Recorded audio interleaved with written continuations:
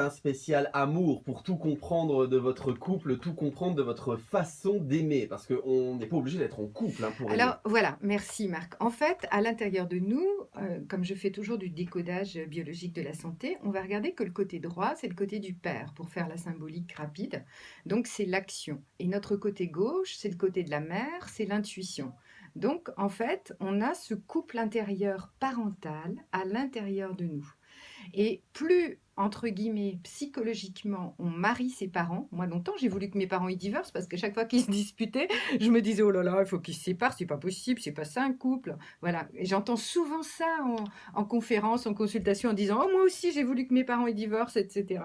Et puis, un beau jour, j'ai été comprendre que peut-être que je portais aussi ces parents-là à l'intérieur de moi, que j'avais des valeurs du père et des valeurs de la mère, que j'ai voulu bien sûr renier. Hein. C'est Freud qui disait on passe la moitié de sa vie à intégrer l'éducation parentale et l'autre moitié de sa vie à essayer de l'exorciser. Et en fait, on va comprendre que comme on porte ses parents intérieurs à l'intérieur de nous, ce qui nous a fait souffrir, on va essayer de le transmuter. Si j'ai été battue, alors je vais essayer d'être gentille, affectueuse, etc.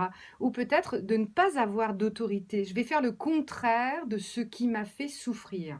Donc je ne vais pas jouer complètement le couple parental, mais par contre, tout ce qui a été souffrance pour moi, eh bien, je vais le transmuter. C'est aussi ça le travail thérapeutique. Donc ça part de là, c'est pour ça qu'après le couple est différent d'un Voilà, couple à l'autre. voilà, le couple est différent. Et puis l'autre, quand j'ai un ami, un amoureux, un amireux, comme on veut, eh bien, il va révéler des parties de moi. Et c'est pour ça que ce couple va passer du fusionnel. L'étape fusionnelle, elle dure à environ 1 an, à peu près, jusqu'à 3 ans.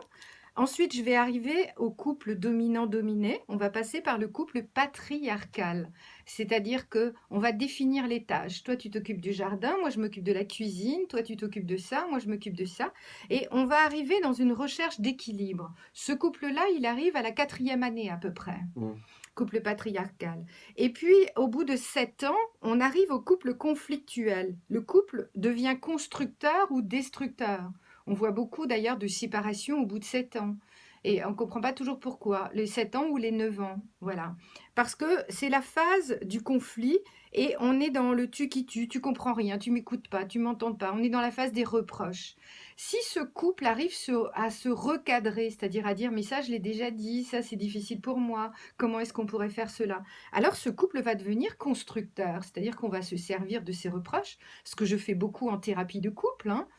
Quand j'ai des gens en thérapie de couple, on va regarder comment ils ont fonctionné jusqu'à présent et qu'est-ce qu'ils peuvent remettre en cause. D'où l'intérêt des thérapies de couple d'ailleurs.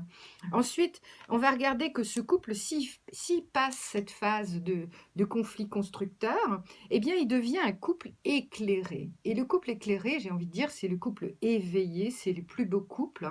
C'est à la fois oser dire non à l'autre pour respecter ses besoins, mais à la fois trouver un équilibre du jeu de l'un, J-E, qu'est-ce qui se joue, et du jeu de l'autre. C'est-à-dire, je te respecte, qu'est-ce que toi tu as envie? Si toi tu as envie d'aller au sport et toi tu as envie d'aller à la pêche, qu'est-ce que je veux faire? Comment est-ce qu'on fait ça? Est-ce qu'on se retrouve après? Etc. etc. Et en fait, ce qu'on voit, c'est qu'est-ce qui se joue. Le jeu est la forme la plus élevée, disait Einstein, pour se rencontrer. Et c'est tout à fait vrai. Je vois dimanche, je fais ce stage enfant-ado de 10 heures pour les petits pitchouns de 10 heures à midi. Il reste de la place hein, d'ailleurs. Il Si vous reste voulez vous quelques inscrire. places, oui. Cabinet-marx.com. Voilà, à partir de 3 ans jusqu'à 18 ans. Et on peut en savoir plus sur quelqu'un en 1 heure de jeu qu'en 1 année de conversation, disait Platon.